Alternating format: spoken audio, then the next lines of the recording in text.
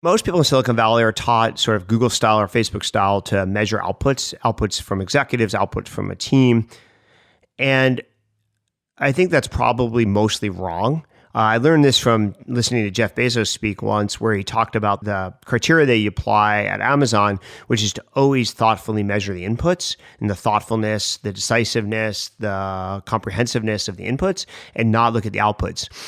And as he started to explain why, it really resonated with me that the most successful people I know and the people who really drive innovation actually are always focused on the inputs, not the outputs. The reason why is if you look at the outputs, all of these ideas seem crazy.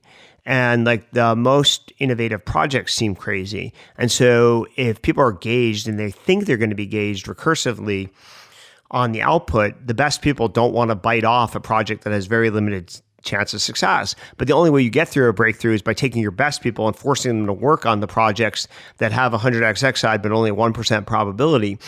So, for example, there's another book I highly recommend people read called The Score Takes Care of Itself by Bill Walsh, which talks about the process of rebuilding a football team from a losing organization to a very successful winning organization and consistently winning organization.